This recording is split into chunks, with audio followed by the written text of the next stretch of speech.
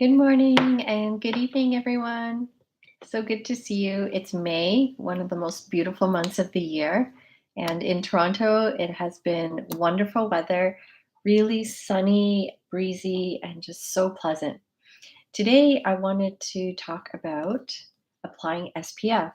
This has been on my mind as I've been out quite a bit more in the sun, as more than usual, doing gardening or just walking around, meeting my sister for tea, and then also enjoying the afternoons with my husband when he's off work.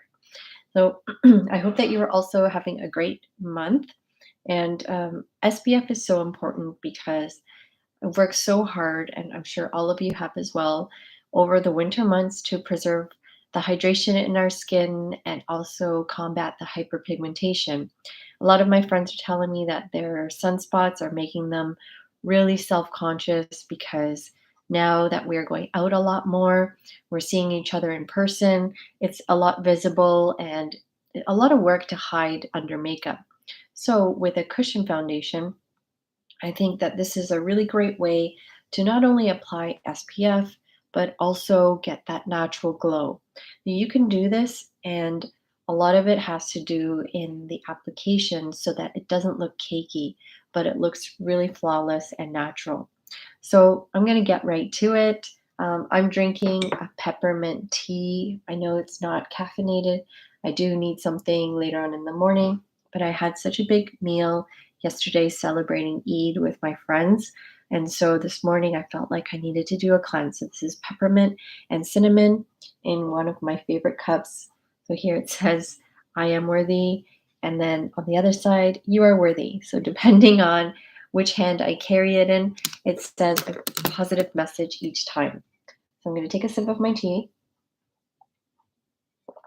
and we will get into the SPF application. This is something that I do daily. And so my cushions, I alternate. Today I'm using Moonshot because the weather is a little bit more warmer than usual.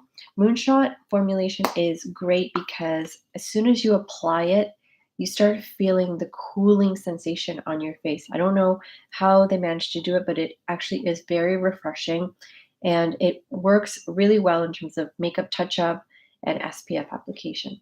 So the first thing that I advise is we are going to make sure that the puffer has a good distribution of the foundation. And I do this by doing a rotation. And because we are really conscious of the amount of SPF we're applying, we want to make sure that we're doing enough. Sorry, I'm making a mess here. So I think I got a little too much. So then the next step, which is really key, is you use the lid as a palette. And I kind of do a bit of a dab here to make sure that I'm evenly distributing it onto my face. So I don't want too much. So I dab a little bit on the palette here.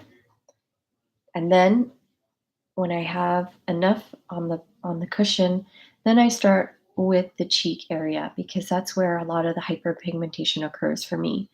So I do a slight dab,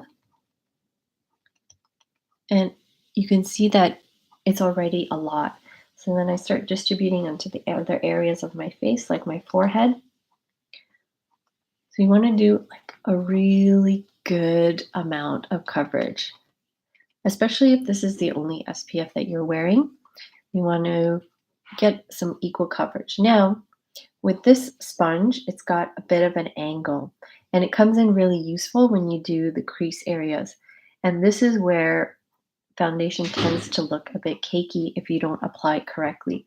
So here you would do sort of like a roll. So a pat on the cheek and then a roll in the crease areas, including the eye and under eye area. The under eye is where sometimes when you use foundation, you can see the fine lines even more. So with a cushion foundation, because it's a little bit more moisturizing, using it under the eye works a little bit better for me and it looks very natural. So in the eye area, you also want to do a roll to make sure that it gets absorbed into any of the fine lines that you may have. If you don't have lines, that's great. If you have puffy eyes, the cooling sensation of this moonshot cushion will be really therapeutic for the puffiness. And then just keep rolling.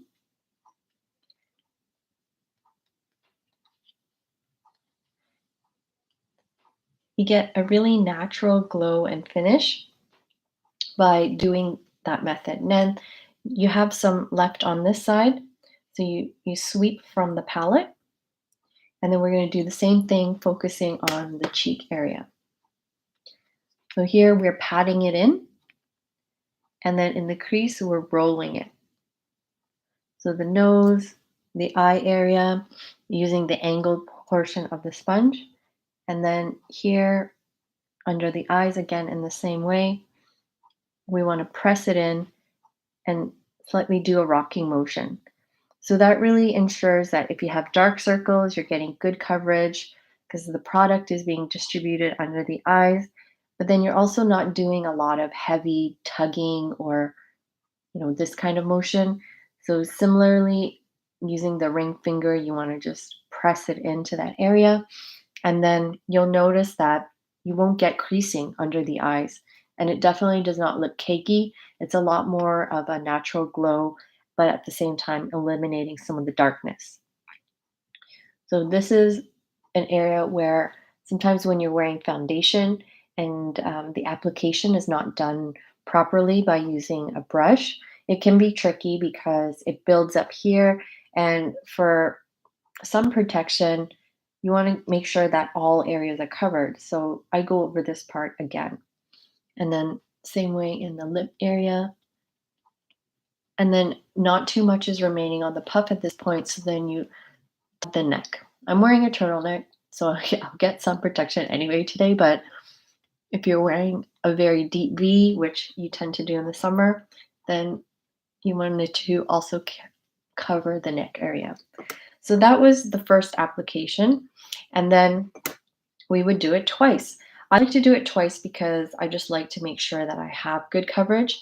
But if you're comfortable with just one layer, then that works too. The cushion, even if you do multiple layers, you'll notice that it won't look cakey, it won't look pasty.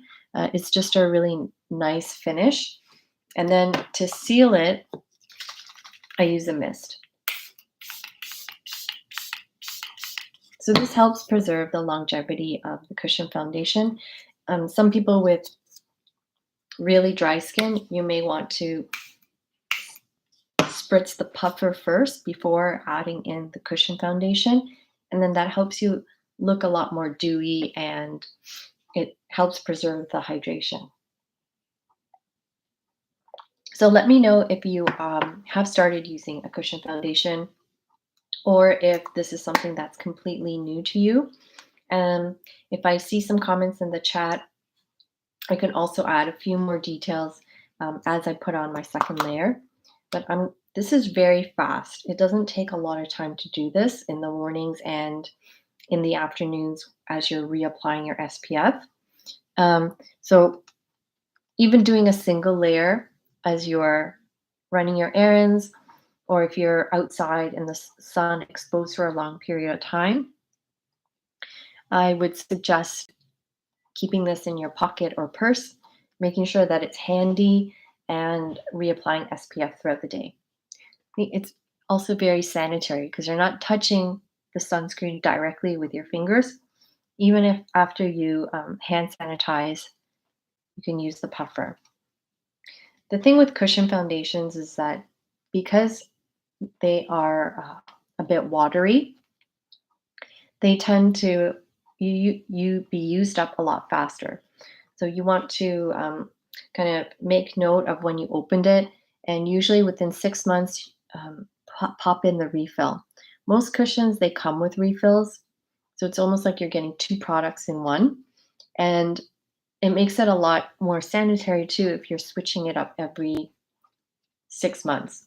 Sometimes even more because if you're in the key summer months, I'm applying this more than twice a day, sometimes even 3 times a day because the sun is out longer and I want to protect my face a bit longer. So this is very quick, very easy. It's also very sanitary. And then you get like a nice glow. It's very natural makeup. And a lot of the no makeup comes from using cushion foundation. So it's great for those very last minute Zoom calls when you just want to kind of do a little bit of a flawless touch up. Or if you're not wearing any makeup at all, it does give you, um, it's a multitasker. So it helps with covering up the hyperpigmentation. So it acts as a concealer. And then it's an SPF, but then it also helps keep you hydrated. So I've gotten really accustomed to the Moonshot formulation. I love it. I love the cooling impact.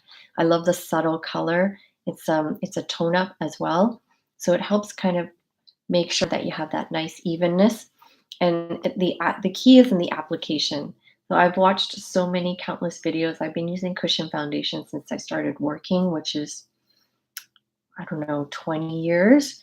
Um, and I'm just so loyal to the cushions because of the convenience factor. And also, you don't need to be a makeup artist. You can just apply it, and it's almost like foolproof. It's so easy.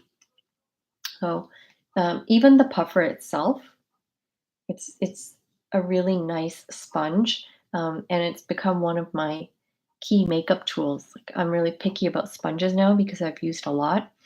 If it's stiff, I generally don't enjoy it, and so even if I like the formulation, I would switch it out for a nicer puff like this one. The angled one, that was such a game changer. It really helps with the application in the nose area and then in around the mouth, like here, and then the hard to reach places here in the eye. So message me if you are interested in learning more about Moonshot. I can definitely help with finding the right color because I have so much experience, trial and error, trial and error. I'm using a 201 color, and I find that in the in between, so winter and spring, 201 suits me, and then I switch it up to 301 once my color starts changing in the sun. I finished one of my favorite dramas, Love, Marriage, and Divorce. Season three ending was very random, but I still enjoyed it. I loved it. In the thumbnail for this live feed, I put the original cast because I really enjoy watching the original cast. And I felt like when they switched up some of the characters, it sort of was a distraction in season three. But I still loved how it focused on the three main leading ladies. And it really showed how relationships are in your 30s, 40s, and 50s. I was so personally attached to Xian, who is in her 50s and her story, as well as Pyong, who's in her 40s, even though there's no similarities in life whatsoever. I was just so immersed in their storylines, and I really enjoyed this drama. I found it to be a bit silly at times with and those of you who have watched this, it's not a spoiler or anything, but like the hocus pocus with the ghosts. I believe in spirits, but not to the extent that the drama portrayed it. I found it to be a little bit ridiculous and it kind of derailed from the more deeper points of certain relationships. So that part I wasn't too focused on. I would multitask during those scenes or I would just fast forward altogether.